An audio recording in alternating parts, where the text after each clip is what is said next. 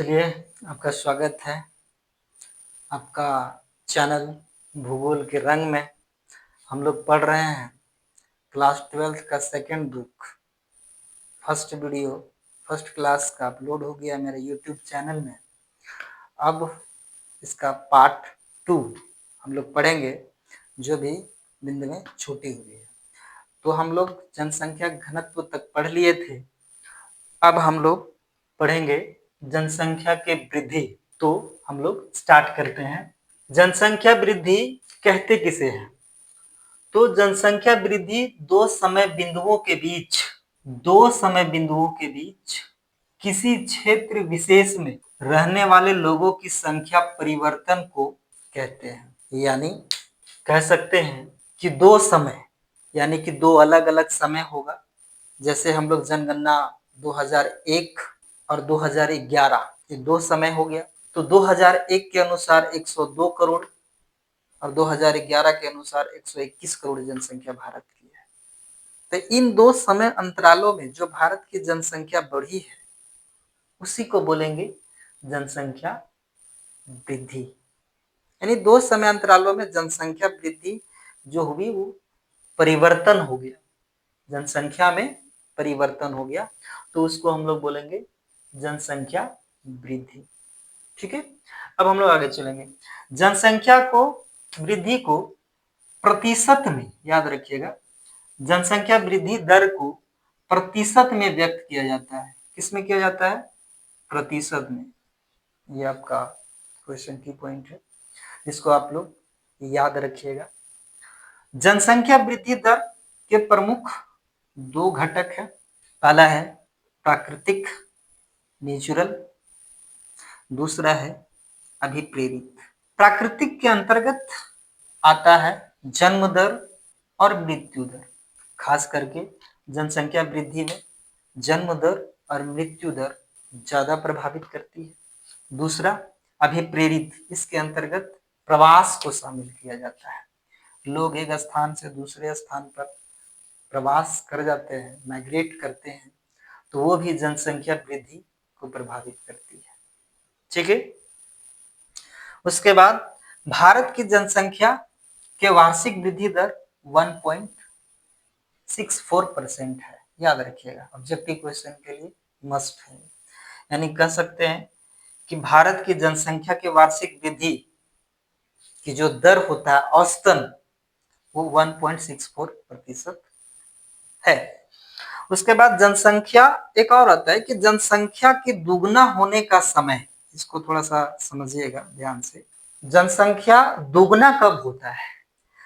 तो दुगना होने का समय वर्तमान वार्षिक वृद्धि दर पर, जो अभी वार्षिक एक वर्ष में जैसे कि वार्षिक वृद्धि दर 1.64 है, तो वैसे ही वार्षिक वृद्धि दर पर किसी भी जनसंख्या के दुगना होने में लगने वाला समय है।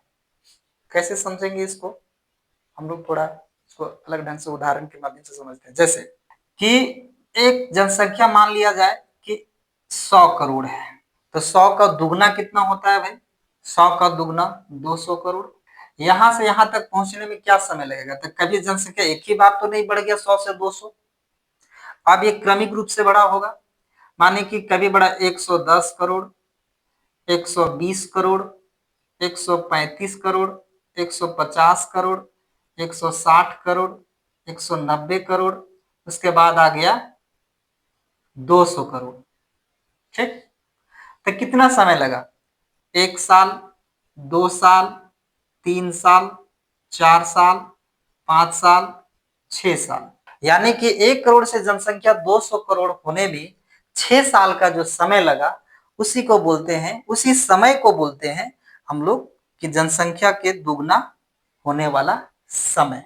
तो इस आधार पर आप समझ सकते हैं कि जनसंख्या दुगना होने का समय क्या होता है, किस कैसे होता है कि वार्षिक वृद्धि दर पर इसको करते हैं। एक वर्ष में कितना वृद्धि होता है? 5 साल में, एक साल में इतना वृद्धि हुआ, तो 5 साल 6 साल के अंतर्गत 200 करोड़ हो गया। तो इस तरह से हम लोग उदाहरण के माध्यम से इस लाइन को समझ सकते हैं।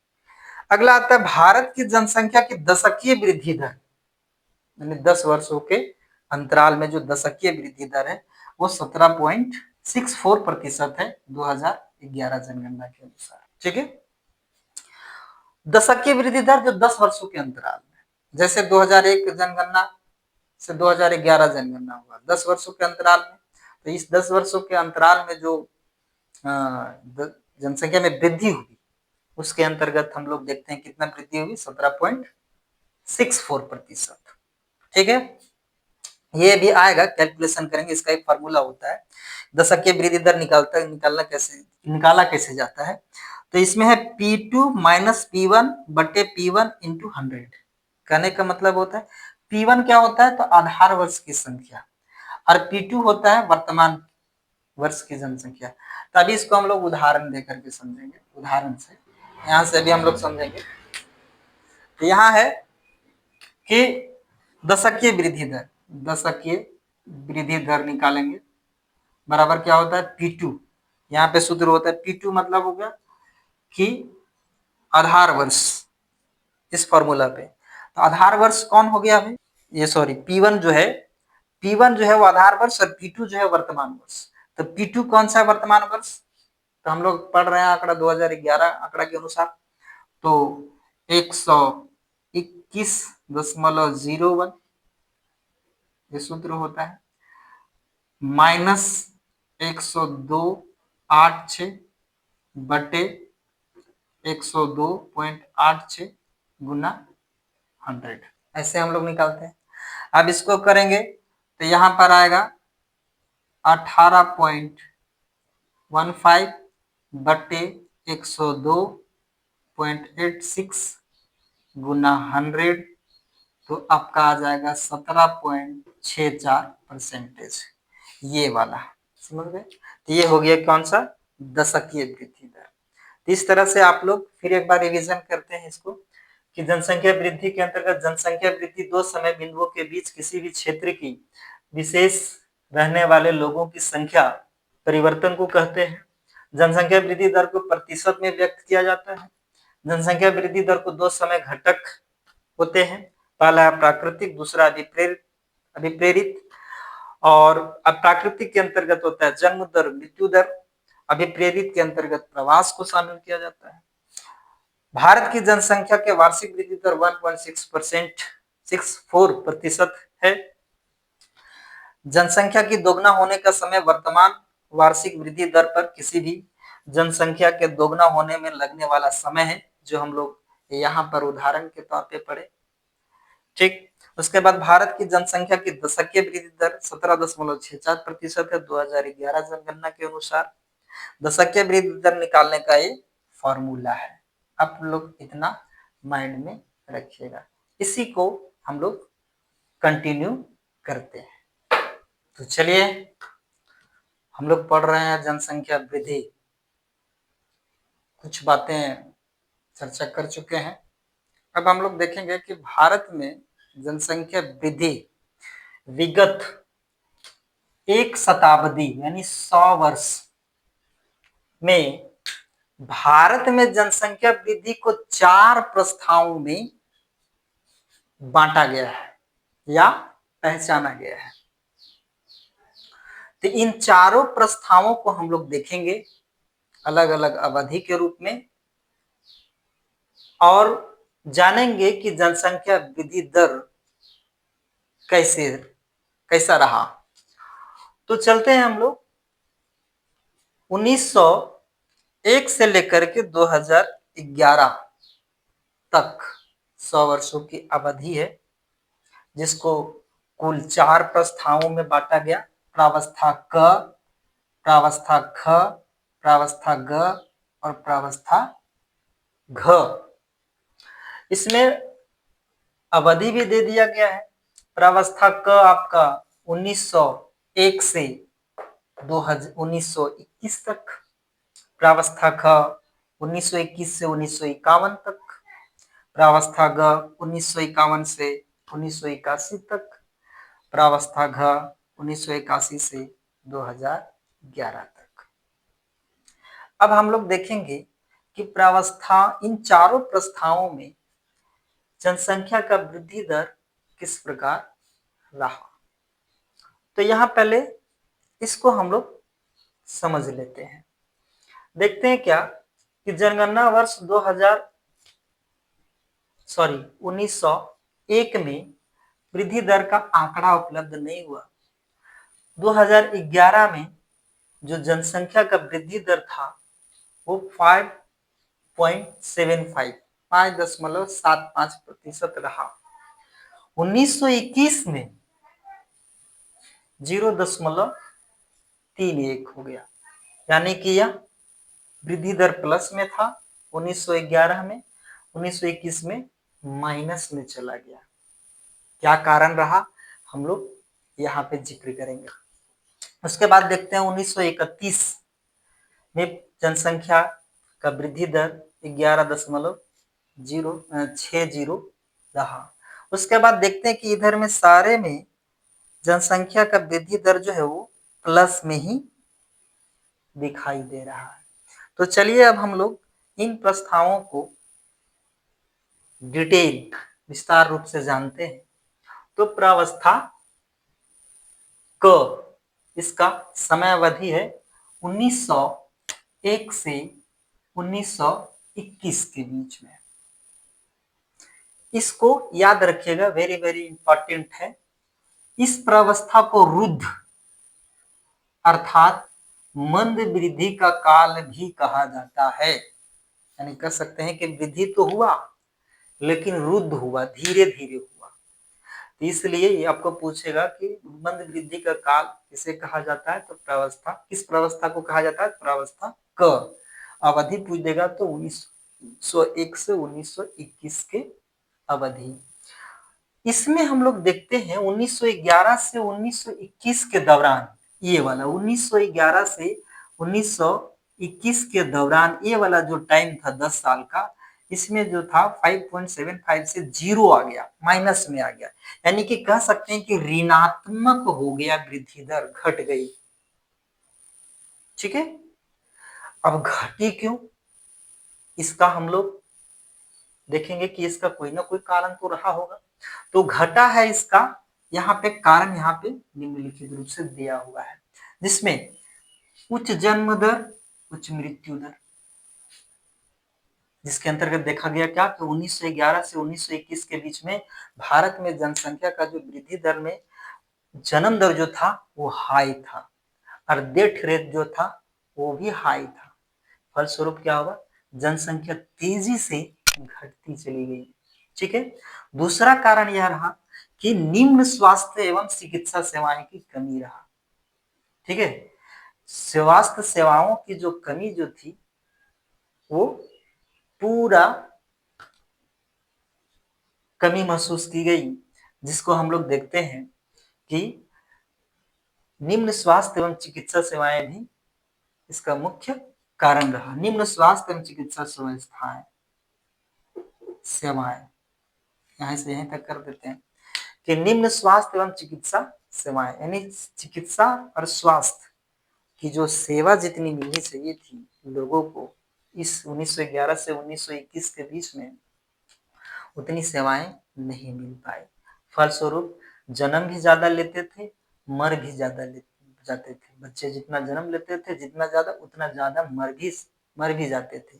फलस्वरूप इसका कारण क्या था, क्यों ज्यादा मरते थे, तो स्वास्थ्य सेवाएं बचाने के लिए उसके पास न चिकित्सा का सुविधा है न स्वास्थ्य संबंधी कोई सुविधाएं थी, जिसके कारण से ज्यादा उच्च जन्म दर और उच्च मृत्यु दर देखने को मिलता है। अगला आता है निरक्षरता।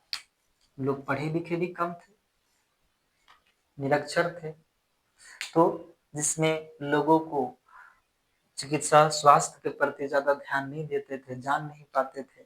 उस समय क्या होता था, इसमें और भी देखते हैं कि इसमें चिकित्सा सुविधाएं कमी थी, जिसके कारण से गांव के गांव मलेरिया, हाइजा, कॉलरा, डायरिया जो फैलता था उसका इलाज नहीं हो पाता था, जिसके कारण से लोग ज्यादा से ज्यादा मर जाते थे।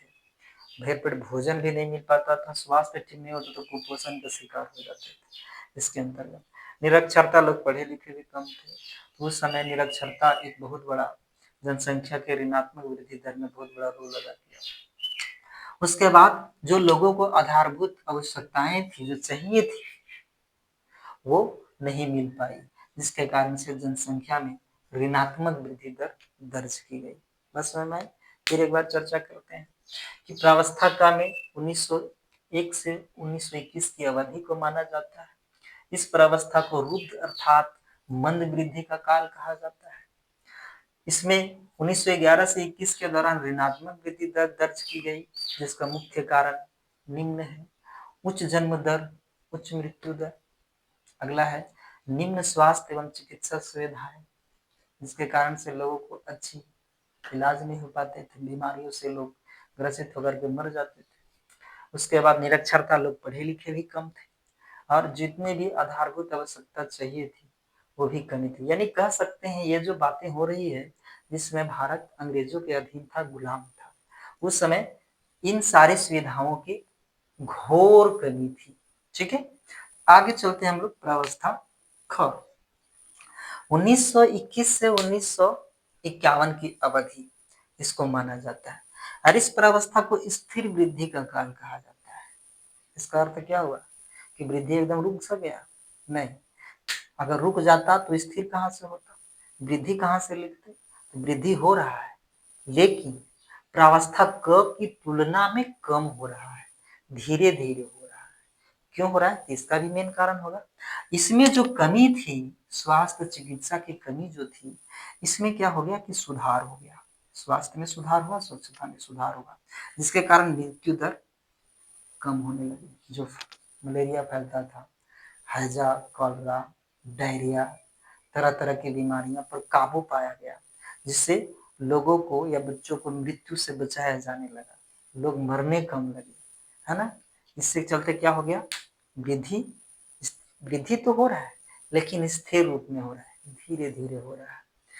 अगला है फिर परिवहन जाल और संचार तंत्र में सुधार हो गया, लोगों गांव गांव हर एक गांव सड़क से जुड़ गया, हर गांव तक खाने पीने की सामान पहुंचने लगी, स्वास्थ्य सेवाएं पहुंचने लगी ना। तो इस तरह से क्या हुआ कि धीरे धीरे क्या हुआ कि जनसंख्या प्रावस्था ख में जो वृद्धि दर था उसमें स्थिर सा हो गया, लेकिन वृद्धि हुआ, धीरे धीरे हुआ। इस तरह से हम लोग दो प्रस्थाओं का प्रावस्था का चर्चा किए, दो प्रावस्था बचा है, जिसमें हम लोग नेक्स्ट वीडियो में करेंगे। यहाँ इसमें समझ लेते हैं, प्रावस्था 1951 तक, यहाँ तक की बात कर रहा है। यहाँ पे देख रहे हैं कि यहाँ प्रावस्था 21 तक था, तो 21 से 21 में था, यहाँ से डायरेक्ट यहाँ 11 बढ़ गया, अब 11 से 14, 14 से 13, यानी कि कह सकते हैं कि 11 से 14 हुआ, यानी कि 3 बढ़ा, और यहाँ से फिर 13 हुआ, एक घट गया, यानी 2 रहा, यानी कह सकते हैं कि एवरेज में स्थिर रहा। क्या रहा? स्थिर रहा। उसके बाद हम लोग अगले दो प्रावस्था में चर्चा करेंगे, प्रावस्था ग और घ, जिसके अंतर्गत 1951 से 1981 और 1981 से 2011 तक का चर्चा करेंगे हम लोग। आशा करते हैं कि ये चैप्टर आप लोगों को समझ में आता होगा, और नहीं समझ में आ रहा है तो आप लोग मेरा यूट्यूब चैनल पे इस वीडियो को देखें, जहाँ लगता है आप लोगों को तो कमेंट करें। आपका कमेंट हमको मार्गदर्शन प्राप्त करेगा, जिस पर हम काम करेंगे। ठीक है, तो इसी को हम लोग कंटिन्यू करते हैं। धन्यवाद। तो चलिए हम लोग प्रावस्था क और प्रावस्था ख अध्ययन कर लिए हैं। अब हम लोग प्रावस्था ग पढ़ेंगे, 1951 से 1981 के बीच में, ये वाला। ठीक है, इसमें कहा गया कि इसमें जनसंख्या विस्फोट की अवधि इसको माना गया है। आप इसको ध्यान में रखेंगे कि यह जो अवधि है, ये जनसंख्या विस्फोट की अवधि है, अर्थात जनसंख्या बहुत तेजी से बढ़ गई। इसका कारण क्या रहा? इसका कारण है कि उच्च जन्म दर, निम्न मृत्यु दर।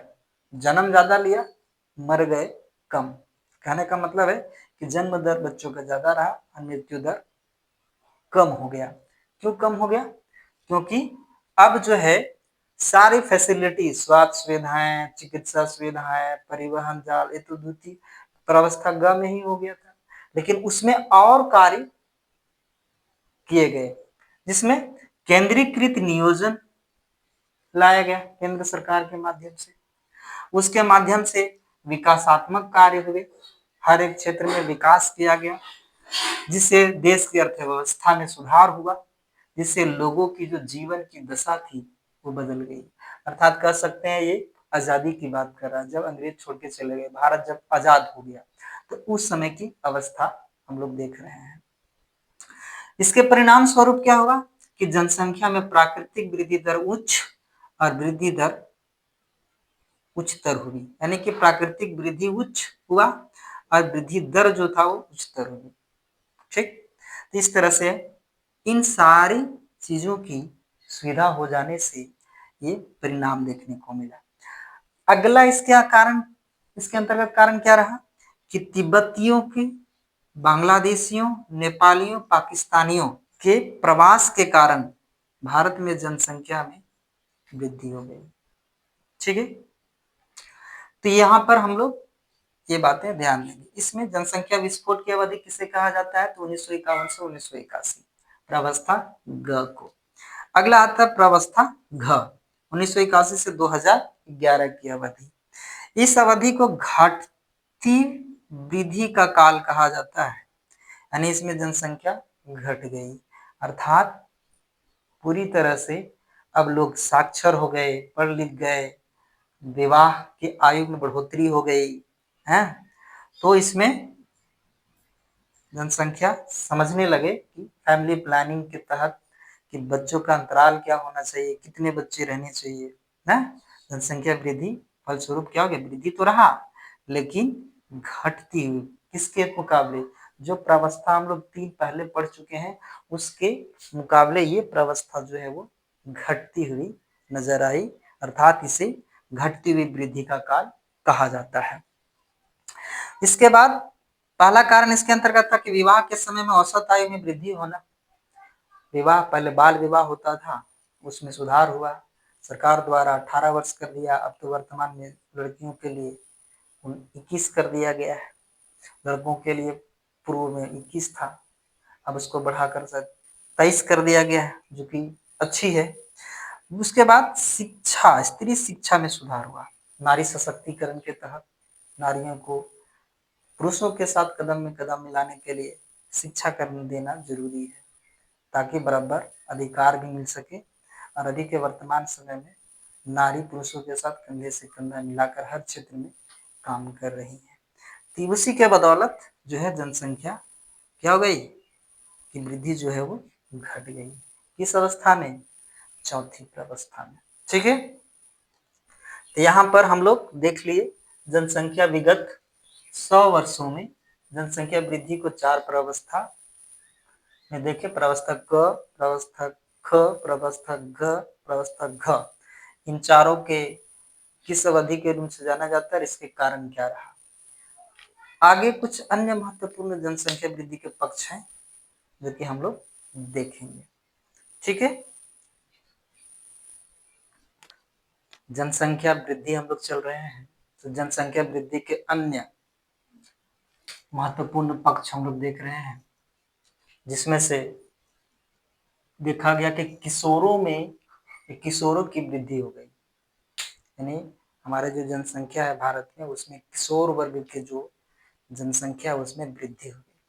वर्तमान में किशोरों 10 से 19 वर्ष का आयु का अंश 20.9% है।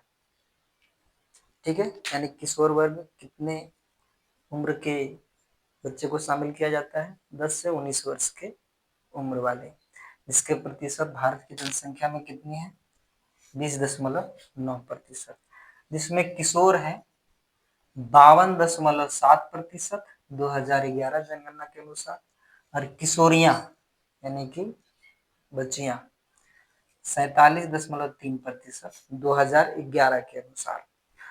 अब हम लोग देखते हैं, अब हम लोग का भारत में जनसंख्या वृद्धि का जो अन्य पक्ष के साथ जो वृद्धि था वो समाप्त हुआ।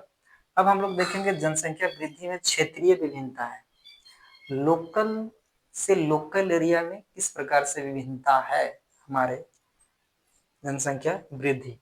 देखते हैं पहला ए में केरल, कर्नाटक, तमिलनाडु, आंध्र प्रदेश, उड़ीसा, पुदुचेरी, गोवा में दशकीय वृद्धि जो दर है वो 20% से भी कम है ना। कह सकते हैं कि दक्षिण भारत के राज्यों में निम्न जनसंख्या वृद्धि दर दर्ज की गई, क्षेत्रीय विभिन्नता है। दूसरा है उत्तर भारत के राज्यों में दक्षिण भारत की राज्यों की तुलना में वृद्धि दर उच्च पाई जाती है।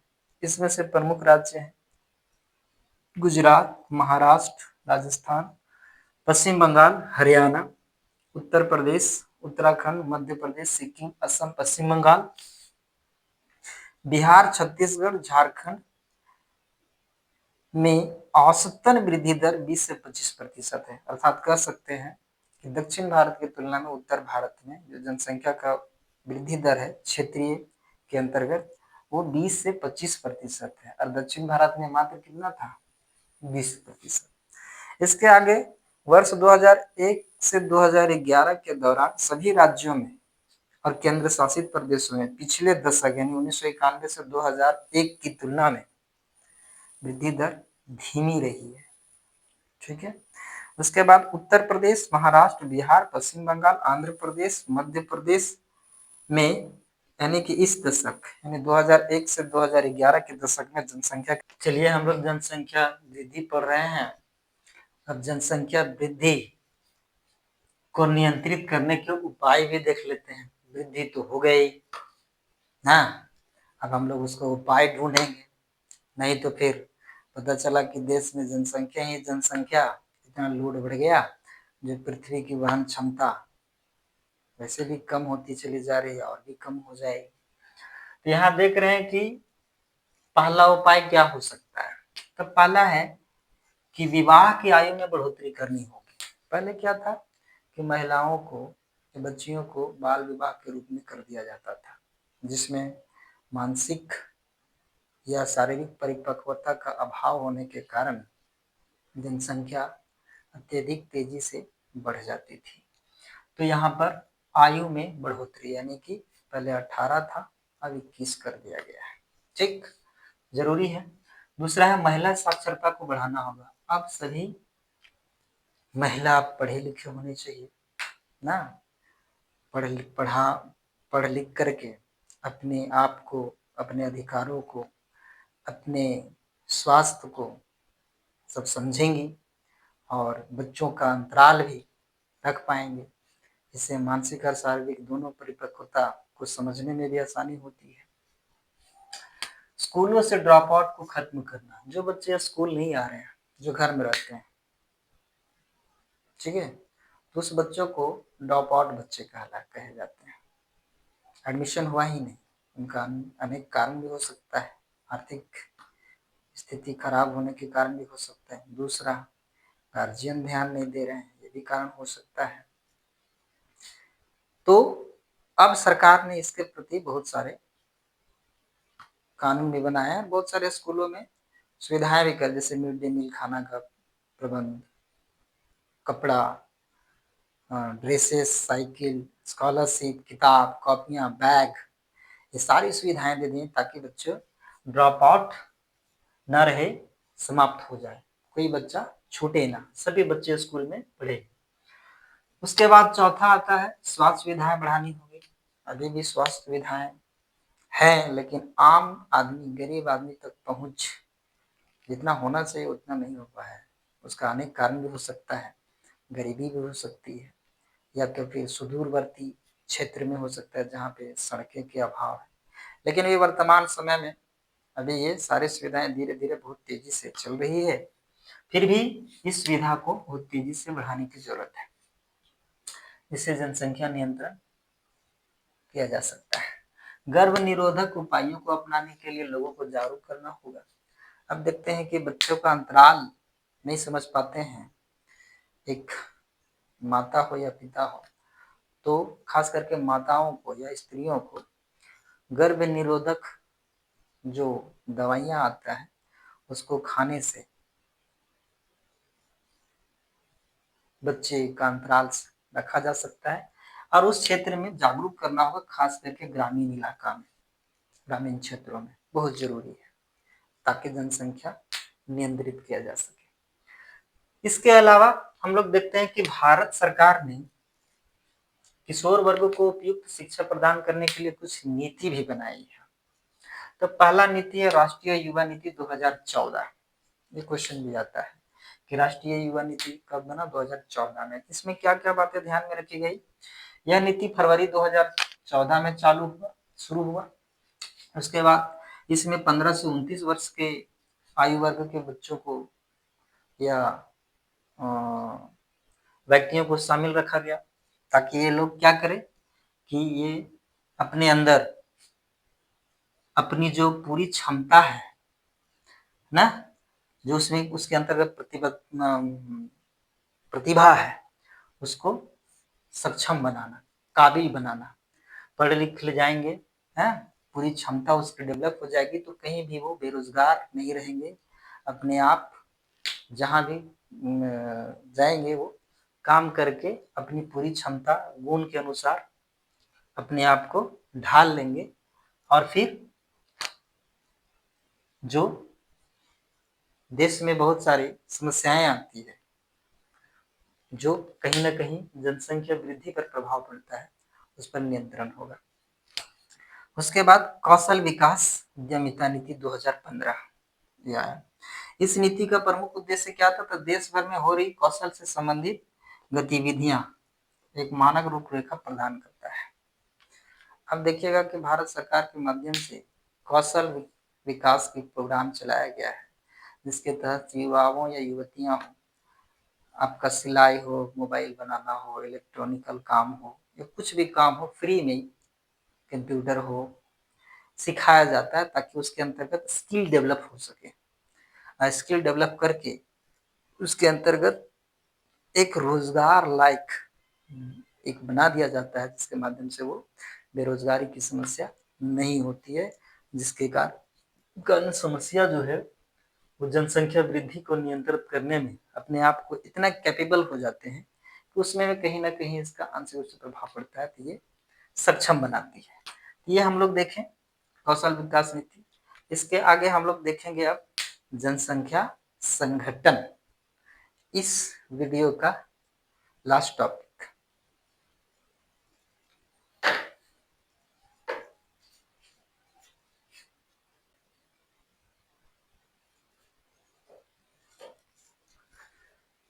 तो चलिए हम लोग जनसंख्या संगठन पर चलते हैं।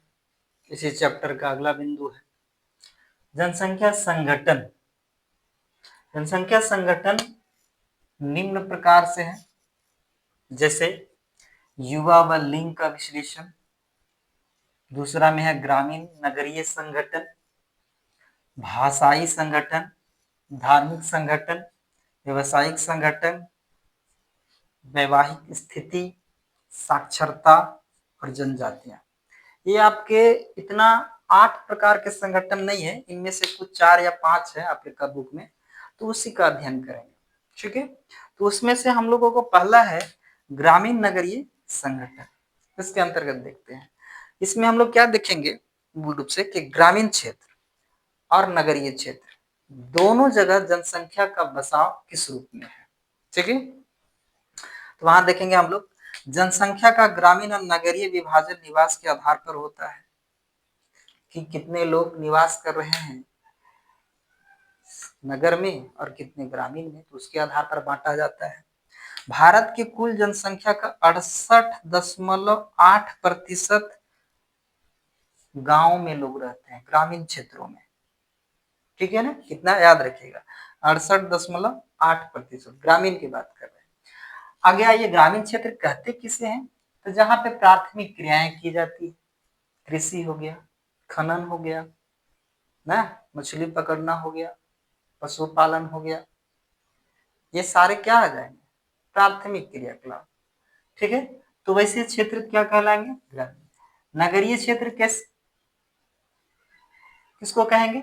जहां लोग गैर प्राथमिक कार्य करते हैं, जैसे उद्योग धंधे हो गए, उद्योग में काम करते हैं, ठीक है। तो ऐसे हम नगरीय क्षेत्र में तृतीय द्वितीय तृतीय क्षेत्र में जो आते हैं वो सब गैर प्राथमिक क्रियाएं होती है, उसको हम लोग वैसे वैसे क्रियाएं करने वालों को नगरीय क्षेत्र के अंतर्गत रखा जाता है, क्योंकि नगरों में ज्यादातर लोग इन्हीं काम गैर प्राथमिक क्रियाएं करते हैं। उसके बाद आता है भारत में ग्रामीण और नगरीय जनसंख्या का वितरण जो है वो असमान है, बिल्कुल है। यहीं पे देख लीजिए, यहाँ पे वितरण 68.8% है और नगर में देख लीजिएगा तो 31.16% है। तो ये तो है, असमान है। आगे आता है ग्रामीण जनसंख्या का प्रतिशत बिहार और सिक्किम में सबसे ज्यादा है। सबसे ज्यादा गांव की जनसंख्या कहाँ है? बिहार और सिक्किम। इसको आप ऑब्जेक्टिव क्वेश्चन के तौर पे याद रखेंगे। उसके बाद दादर और नगर हवेली को छोड़ दिया जाए, बाकी केंद्र शासित प्रदेशों में लघु अनुपात ही ग्रामीण जनसंख्या, यानी कहने का मतलब ये है कि दादर और नगर हवेली में ज्यादातर ग्रामीण जनसंख्या है, बाकी बात जो बच गए ग्रामीण केंद्र शासित प्रदेश उसमें कम ग्रामीण जनसंख्या।